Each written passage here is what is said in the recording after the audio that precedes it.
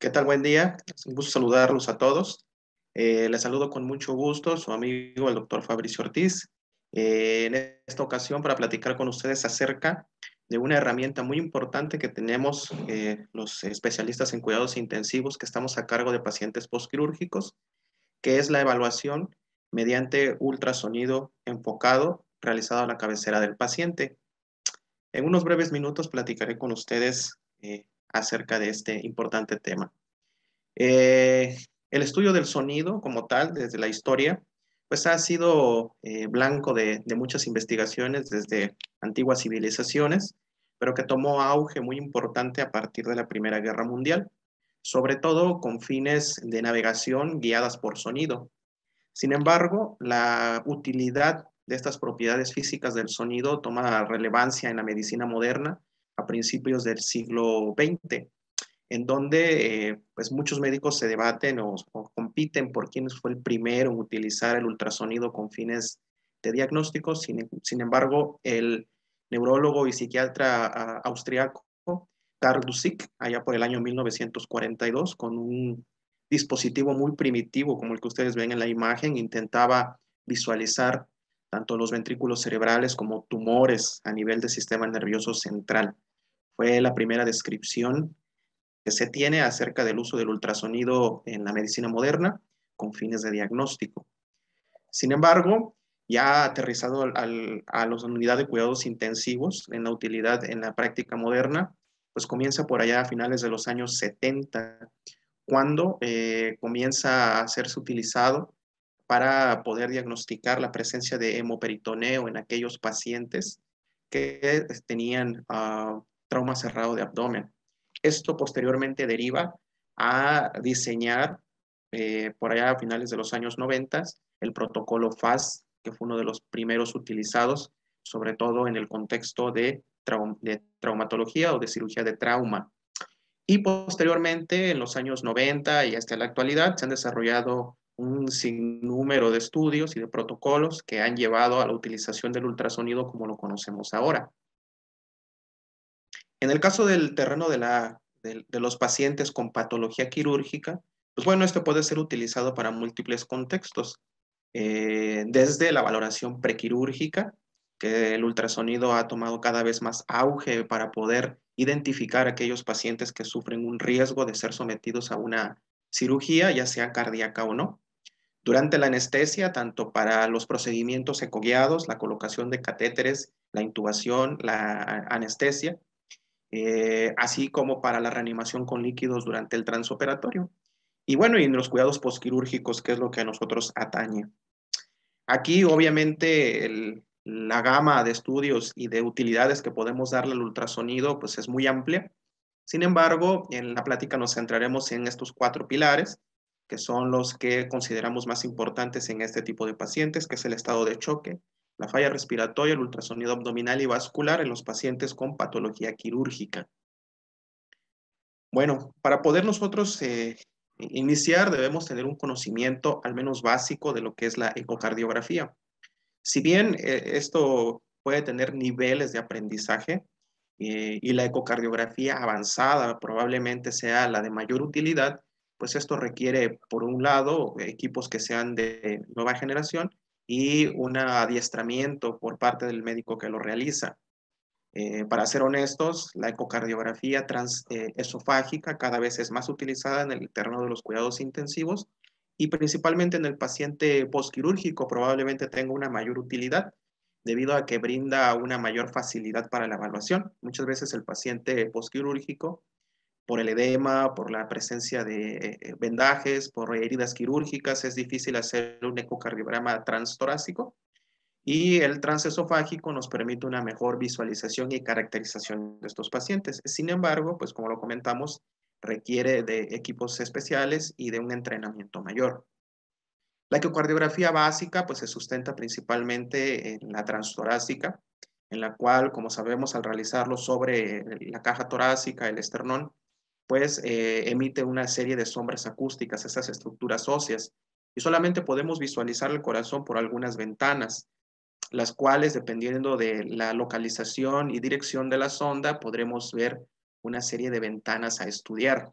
Las principales son estas 5: el paresternal eje corto, tanto en su eje corto como largo, apical en 4 y 5 cámaras, y subcostal, que nos sirve para la visualización tanto de las estructuras cardíacas como de la vena cava inferior. Cada vez está más en boga el utilizar estas evaluaciones de manera conjunta, utilizar ciertas características de la ecocardiografía avanzada, como las mediciones por Doppler, y utilizar estas ventanas de la ecocardioscopía básica, complementarios para el médico intensivista. Entonces, probablemente la ecocardiografía intermedia sea la que tenga un mayor valor en el cuidado de los pacientes en unidades de cuidados intensivos. Ahora, ¿por qué esta ecocardiografía básica o ecocardioscopía es de relevancia? Bueno, porque tiene la facilidad de ser dicotómica y que solamente con una visualización rápida podemos responder una serie de preguntas, como la función que tiene el ventrículo izquierdo, la presencia o ausencia de derrame pericárdico o la presencia o ausencia de dilatación del ventrículo derecho. De una manera muy rápida, de una manera sistematizada, podemos encontrar todas estas causas de colapso hemodinámico o de deterioro en los pacientes que están en UCI. El estado de choque, debemos integrar este conocimiento de la ecocardiografía para poder evaluar a aquel paciente que tiene un colapso hemodinámico. Existen una serie de protocolos que han sido documentados para tal objetivo, son muchos. Sin embargo, probablemente uno que tiene mayor utilidad debido a su sistematización, debido a su facilidad para emplear y que tiene una alta precisión diagnóstica es el protocolo Roche. El protocolo Roche, de manera rápida, evalúa 3 estructuras en 3 pasos. Además, tiene una neumotecnia que hace muy fácil su aprendizaje. Nos dice que las estructuras a evaluar son la bomba, los tanques y las pipas, haciendo referencia a las principales estructuras que pueden verse afectadas en un paciente con colapso hemodinámico. En el caso de la bomba, pues se evalúa la función del ventrículo izquierdo, derecho y la presencia de derrame pericárdico. En los tanques, la presencia de sangre, hemoperitoneo, neumotórax o colapso de la vena cava inferior, como una forma de evaluar la respuesta a volumen. Y las pipas, los principales vasos sanguíneos, tanto arterias, en este caso la aorta, en búsqueda de aneurismas rotos o disección, y trombosis venosa profunda. De una manera muy esquemática nos dice la manera de evaluar. Este es un gran protocolo porque nos aporta información sobre los principales 4 tipos de choque. Recordemos que fisiopatológicamente existen 4 diferentes tipos de choque y cada uno tendrá una intervención diferente. Lo primero siempre a descartar es la presencia de un choque de tipo obstructivo, porque aquí el tratamiento es totalmente distinto a los otros tipos de choque, eh, que principalmente va hacia la resolución de la causa que lo está provocando. Ahora bien, el utilizar este protocolo Roche se ha sido analizado en diferentes metaanálisis y observamos que tiene una gran precisión diagnóstica, lo cual nos acerca mucho al diagnóstico sobre el tipo de choque que está provocando el colapso en los pacientes que están en UCI. Si bien la hipovolemia, la hemorragia es una de las causas más frecuentes, no es la única. Y el choque distributivo, séptico, cardiogénico, también son causas importantes, incluso como ustedes pueden observar en el choque mixto, en lo cual considero un reto para el clínico, donde más de 2 tipos de choque coexisten, pues aún así preserva una alta precisión diagnóstica el utilizar de forma estandarizada este protocolo. El manejo de líquidos también es una parte muy importante en estos pacientes que tienen colapso hemodinámico. Para ello, pues recordemos el concepto Rose, en el cual un paciente pues, puede encontrarse en estas diferentes fases y cada una tiene diferentes steps de tratamiento y que debemos reconocer. Para ello existen una serie de herramientas muy importantes, invasivas o semi-invasivas, por ejemplo, la termodilución transpulmonar, que nos permite conocer o ampliar esta evaluación hemodinámica y de respuesta a líquidos en los pacientes que están en cuidados intensivos. Sin embargo, son herramientas poco disponibles, complejas e invasivas. Entonces, no todos los que estamos al cuidado de pacientes críticos contamos con ella. Por ello, el ultrasonido ha tomado tanta relevancia. Una de las principales o de las primeras formas en las que se evaluó la respuesta a líquidos en estos pacientes fue a través de la evaluación del colapso y distensibilidad de la vena cava inferior. Incluso múltiples protocolos fueron desarrollados a partir de estas mediciones. Sin embargo, cada vez nos hemos dado cuenta que esta, si bien es una evaluación importante, por sí sola no es capaz de predecir la respuesta a volumen en un paciente eh, chocado. La mejor forma de evaluarlo es a través de retos de volumen, de administrar pequeñas cargas de volumen o hacer maniobras como la elevación pasiva de piernas o el test de oclusión al final de la expiración y evaluar el cambio en el gasto cardíaco de al menos 15%. La mejor forma, una de las más prácticas que tenemos, pues es evaluando el cambio en el volumen sistólico a través de la integral velocidad-tiempo, que lo podemos hacer a la cabecera del paciente antes y después de una elevación pasiva de piernas o todas estas maniobras que incrementen la precarga. En algunas ocasiones, pues también hay que reconocer que ya sea por la ventana no sea la adecuada en cada paciente o bien por la habilidad que tiene el operador, pues esto puede llegar a ser difícil. Por ello, se han desarrollado una serie de evaluaciones subrogadas, como en este caso la evaluación de la arteria carótida, tanto en su tiempo flujo corregido, en su pico sistólico o en la misma integral velocidad-tiempo, como un subrogado del gasto cardíaco. Probablemente en estos momentos sea la evaluación que tiene mayor peso, interés y que sea mucho más precisa para evaluar la respuesta a volumen. Recordando que la vena cava por sí sola pues es incapaz de predecirlo y además en que tiene el sesgo de que en los pacientes postquirúrgicos con abdomen abierto pierde validez. En este caso, las evaluaciones directas del volumen sistólico no lo tienen y por lo tanto se convierten en una de las mejores formas de evaluar la respuesta a volumen.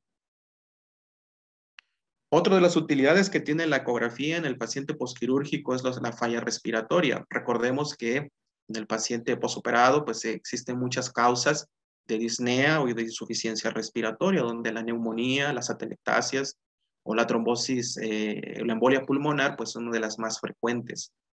Hasta hace algunos años, hasta hace algunas décadas, pues carecía de valor el estudio de la ecografía pulmonar debido a que por física los pulmones repletos de aire pues no conducen de manera apropiada el sonido. Sin embargo, debido a que los pacientes que nosotros tenemos la oportunidad de evaluar no son pacientes sanos, sino son pacientes enfermos, esto va a generar una serie de artefactos que podemos interpretar y que nos pueden ayudar a complementar el diagnóstico. Estos artefactos o estos patrones ecográficos que encontramos a nivel pulmonar nos pueden ayudar a detectar las principales causas de insuficiencia respiratoria y disnea en estos pacientes. Como podemos tener el neumotórax, un síndrome intersticial pulmonar que puede ser causado por neumonía, fibrosis, sobrecarga de volumen, una consolidación que principalmente puede ser debido a neumonía, atelectasias o bien un derrame pleural. Para ello se han diseñado una serie de protocolos que nos permiten guiarnos por estas imágenes, por esta evaluación, para hacerlo de forma sistematizada y poder llegar a un diagnóstico preciso.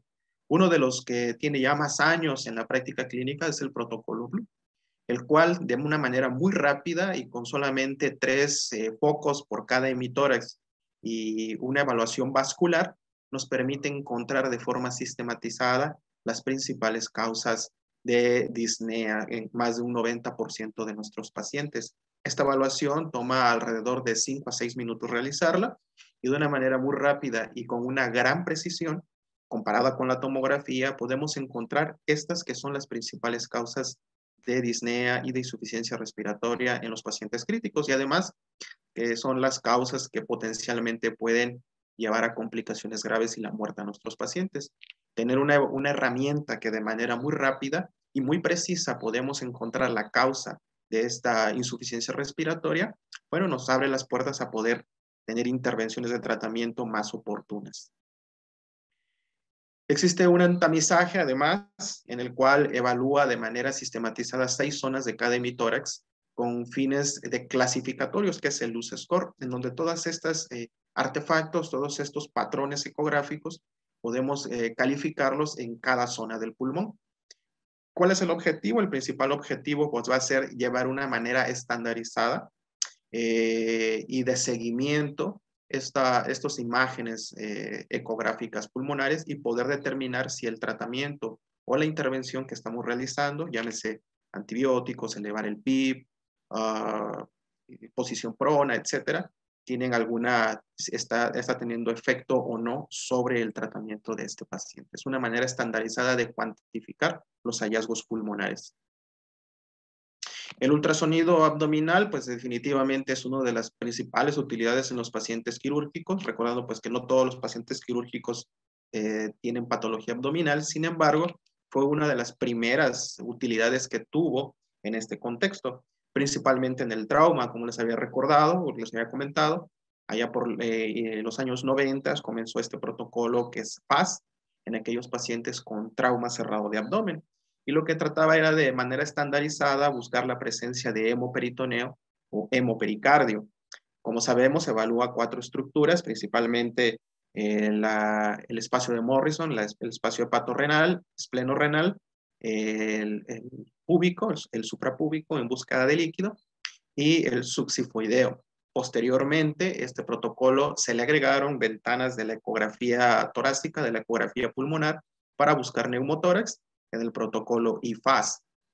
La precisión diagnóstica que tiene estos protocolos es bastante alta en los pacientes que tienen trauma cerrado de abdomen y sin embargo, pues no es la única utilidad que tenemos. En el paciente postquirúrgico, en el paciente que no tiene patología traumática, también podemos utilizar el ultrasonido abdominal. Recordemos que en los pacientes que tienen una cirugía, una laparotomía exploradora, puede ser difícil esta exploración debido a la presencia de la herida quirúrgica, de drenajes, de vendajes, de la posición, del edema que puede tener la pared. Baja un poco la precisión diagnóstica del ultrasonido, sin embargo, sigue siendo bastante útil en el seguimiento de los pacientes. ¿Qué patologías traumáticas podemos encontrar como causa de deterioro hemodinámico, de deterioro clínico? La presencia de aneurismas, como les había comentado, aneurismas de la aorta abdominal, ya sea su disección o ruptura, patología intestinal, como la oclusión intestinal, la intosuscepción, incluso puede orientarnos hacia la presencia de isquemia a nivel intestinal con ayuda del protocolo Doppler. Y el seguimiento de los pacientes con ascitis y la realización de las paracentesis ecoguiadas. Recordemos que las paracentesis que se realizan por marcas anatómicas, pues tienen una baja tasa de complicaciones, pero es aún menor cuando se acompaña de la guía ecográfica y hace más seguro este procedimiento. Algo muy frecuente en los pacientes postquirúrgicos y en general en los pacientes que están en UCI, pues es la presencia de lesión renal aguda y que fisiopatológicamente, recordemos, tiene 3 principales causas, ¿no? La causa prerrenal probablemente es una de las más frecuentes y anteriormente existía una serie de protocolos estandarizados para administración de líquidos. Era casi una norma ideológica en el que el paciente con lesión renal aguda era prácticamente sinónimo de poner o de infundir líquidos intravenosos. Sin embargo, cada vez nos hemos dado cuenta que el hacerlo expone a los pacientes a sobrecarga hídrica y esta a su vez también tiene una serie de complicaciones, incluida mayor mortalidad. Por esta razón hemos acuñado y hemos adoptado este protocolo de reanimación a través de la evaluación de respuesta a líquidos. Sin embargo, no todos los pacientes que tienen respuesta a líquidos pueden tolerarlos. Muchos pacientes con pluripatología, principalmente enfermedad renal crónica, hepática, renal, pues pueden ser poco tolerables a la infusión de líquidos. Para ello, uno de los protocolos que tiene reciente auge es el protocolo VEXUS, en el cual a través de la evaluación mediante Doppler de las principales venas de órganos intraabdominales, podemos conocer el grado de sobrecarga y de congestión que tienen los pacientes y por lo tanto evaluar la tolerancia que tiene a líquidos. Cada vez hemos adoptado más este protocolo que está altamente evaluado y validado en los pacientes con cirugía cardíaca, pero que probablemente en algunos años podemos trasladarlos a otros contextos. Sin embargo, el ultrasonido también nos puede ayudar a valorar el riñón como una causa propia de la lesión o del deterioro en su función y la causa postrenal, que en los pacientes que tienen sonda urinaria es altamente frecuente. De hecho, podríamos decir que es una de las causas más frecuentes de oliguria, que ya sea por colapso, por pinzamiento o incluso por obstrucción de la sonda urinaria, existe una retención aguda de orina que es bastante frecuente y que probablemente en el abordaje de los pacientes que tienen oliguria sea lo primero que tengamos que descartar.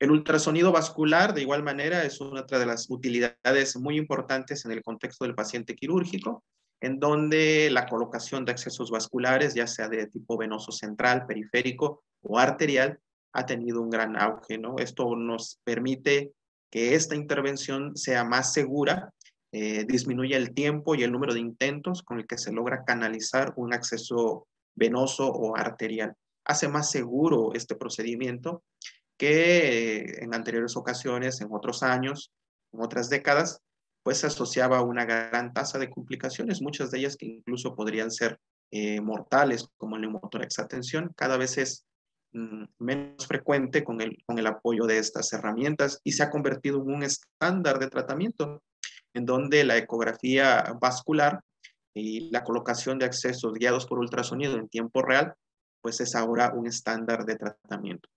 Recordemos que los pacientes con patología quirúrgica, el propio trauma quirúrgico, la hospitalización y postración prolongada, pues se expone a trombosis venosa profunda y a su vez a embolia pulmonar. Por ello, la evaluación sistematizada de los pacientes de la permeabilidad vascular, sobre todo de las venas periféricas de las extremidades inferiores, ya sea en un protocolo 2D o ayudado con el protocolo Doppler, color o pulsado, nos permite la evaluación sistematizada en búsqueda de trombosis venosa profunda.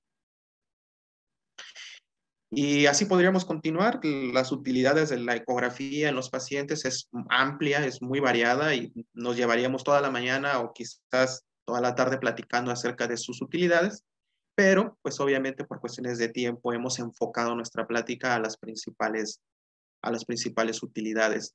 Una que es cada vez más importante también es la fiebre de origen desconocido en los pacientes críticos. Es altamente frecuente y sobre todo en el paciente postquirúrgico la presencia de fiebre o sepsis. Recordemos que las causas infecciosas no son la única que provocan fiebre y existe todo un abordaje sistematizado, tanto clínico como ecográfico, en búsqueda de la causa principal de fiebre en estos pacientes. Recordemos que incluso el mismo trauma quirúrgico puede provocarla.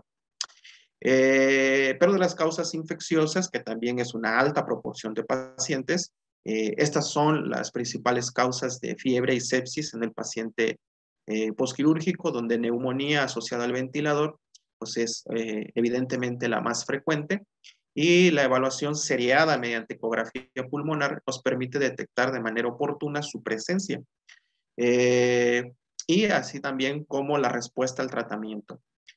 Como lo repito, no es la única causa, pero pues, las causas infecciosas siguen siendo las más frecuentes.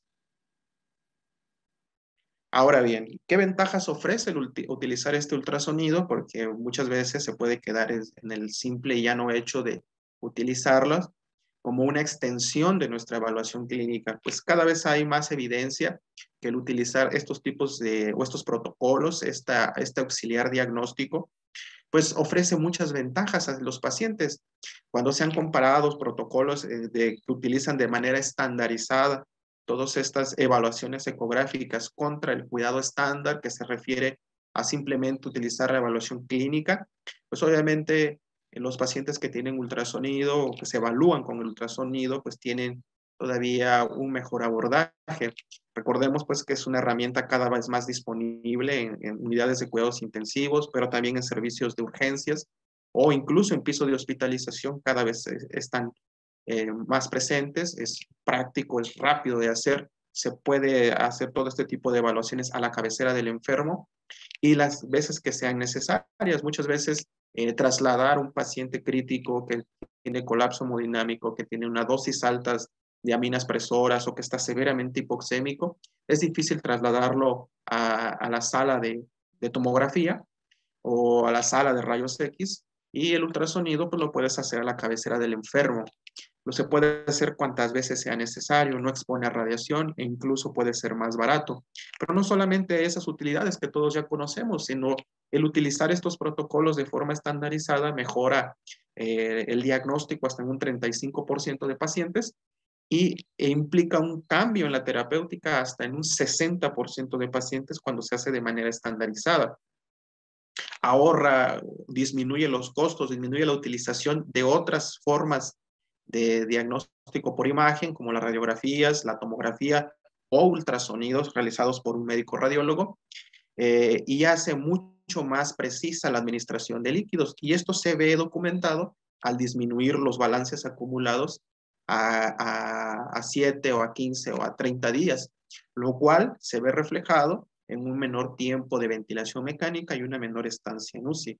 El realizar todos estos protocolos pues ofrece todas estas ventajas, que el no realizarlos probablemente exponga a retrasos en el diagnóstico o a toma de decisiones equivocadas en el manejo de los pacientes.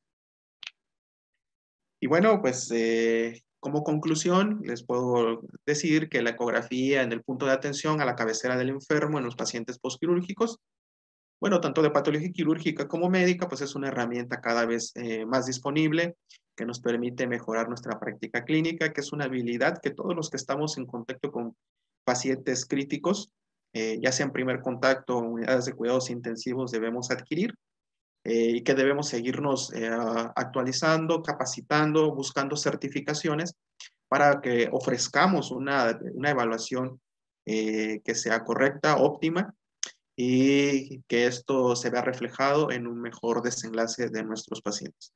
Por mi parte sería todo, les dejo mis redes sociales y estoy para servirles. Es un gusto para mí saludarlos y les envío un fuerte abrazo. Hasta pronto.